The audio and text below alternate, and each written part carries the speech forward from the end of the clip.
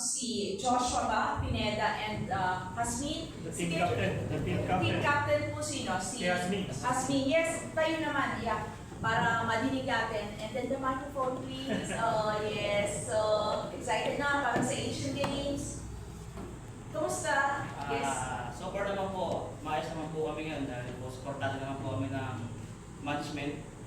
Ngayon po, nagpuspusan po yung pag-ensayo po namin para po sa Asian Games.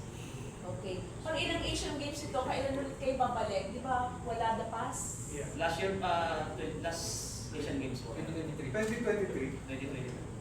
Nandun kayo? Okay.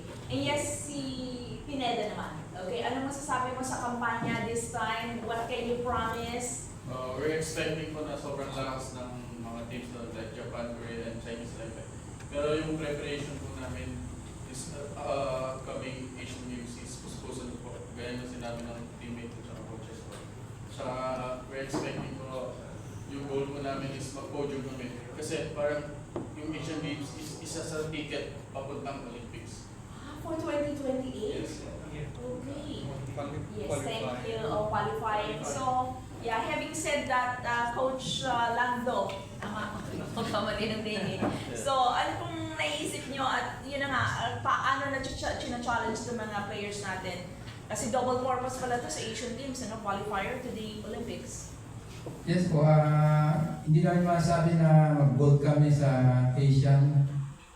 Pero yun nga, ano namin, ang goal dito is tatalunin ang tatlong superpower, Japan, Korea, at Taipei. So yun po ang pinaka-target namin. Hindi namin kailangan na mag-gold ba o silver dyan, basta ang kailangan tatalunin yung tatlong superpower po.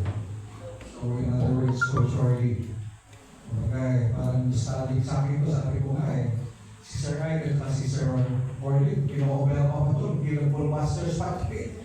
So, pero going back to the Asian Games, paano ba ang qualification? Top 4? Kumbaga,